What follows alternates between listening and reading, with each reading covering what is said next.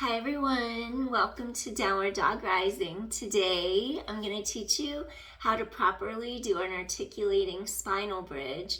So I'm going to teach you how to activate your core first so you don't hurt your back. You warm up your core and you start with some pelvic tilts, and then from there we peel our pelvis away from the mat, and then we just work our way up vertebra by vertebra just to the mid back between shoulder blades. Then we roll back down through our spine. So we do the straight bridge up with like a hip hinge to stabilize our spine, where we just lift up and then lower straight down. And then once we have stability in our spines, we work on mobilizing our spine so that we can get more fluidity and motion through it. And you wouldn't do articulating bridges if your spine has spinal fusion surgery, where it's pulled together with rods, where it's meant to be stabilized forever because it's so unstable. So I just wanted to give you that distinction. So let's get started. We're going to lie on our mat, on our back. And we don't ever force or smash our back into the mat. It's not about pushing our back down. It's not about forcing our bones into the ground. It's more about making a mental connection, mind, body, go to the area where your abdomen is, like go below the navel. And you want to feel as if you can pull those muscles into the length of your spine, and you can almost feel an elongating effect. If you were to look like 3D, you'd see the anterior of the spine going through the body. You could see the front of the spine. So what I want you to do here is use your deep abdominals, and then you scoop in, and only by activating your deep core do you move your hip bones back and then gently rock forward. So you're going to scoop in, just peeling back, and then rocking forward. So you're going to feel your back imprint, use your core, and then you're going to feel your back arch a little bit off the mat. 4, peel back, use your core, never force spine into mat. 3, 2 more, you're tightening in. And now find neutral spine in between those 2 pelvic tilts. So your hip bones roll back, your hip bones roll forward by using your core. Now in between those 2 pelvic tilts, posterior tilt, anterior tilt, the 2 anterior superior iliac spines, those 2 hip bones are going to be in the same plane as the pubic symphysis, the pubic bone. Only when one's higher or lower, that's when you're in a tilt. When they're even, you're in your neutral spine.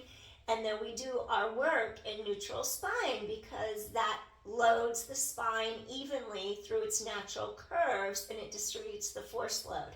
So now that we're in neutral, I'm going to have you do 3 bridges where you just bridge up. So you're in your neutral, you scoop the core tight, no weight in the neck. You elevate and you lift up the hips, and then you feel how the ribs are integrated. This low back is still lengthened and neutral. You don't want the knees to fall out. The knees stay in line inside here where the hip sockets are. And then you place your pelvis onto the mat. Let's just do 2 more. You keep the spine stable, the weight's across the middle back. And then you lower down to the mat 1 more. So you elevate up. You feel the length, tightening into your center, and then you lower down. All right, so here's your neutral.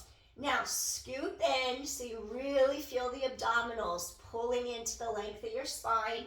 Roll, you scoop, you roll, now you're imprinted. Now you lift up the tailbone, the sacrum, the back of the pelvis, and it's like you're sequentially rolling through the sections of your spine. And then when you get up, you don't want to arch the back, so you don't just collapse the ribs and let the ribs flare or anything. You keep integrated. You inhale, and then you exhale. Soften. You inhale. Exhale, soften. Inhale.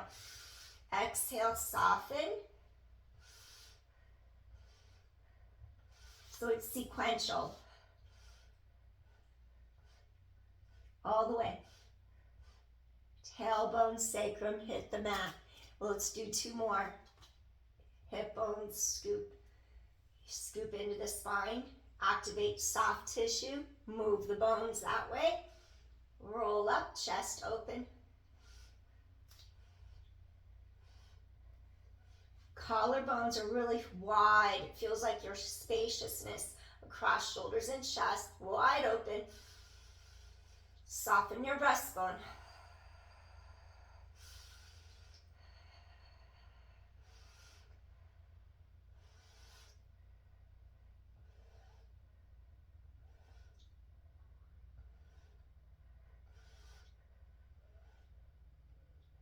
All the way to the tailbone. And we need to know articulation for things like plow in yoga, when you roll down, or for like when you do Pilates rollover, when you do Pilates jackknife, when you do Pilates roll up, we articulate through our spine. Let's do one more. Scoop in tight.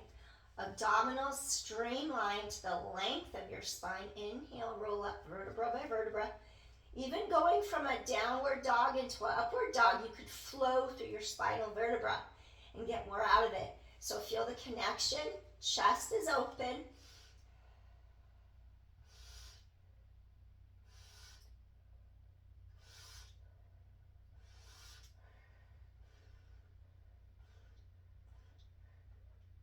And we try to get our articular facet joints to unblock, because when you get super tight, they can lock together.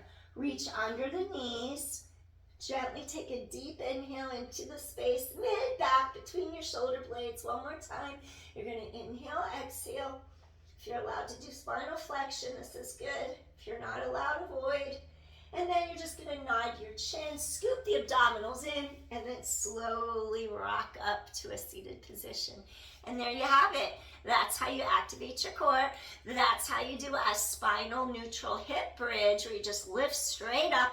And that's how you do an articulating bridge, where you roll your spine up bone by bone for spinal mobility, because we need both in our spine. The only time you don't want the mobility is when your spine is surgically sewn together to keep it stable. You have to know what your limitations are and just follow your doctor's guidelines. Peace, everyone. I hope you like this fitness tip today. See you again soon. Bye. Thanks for watching.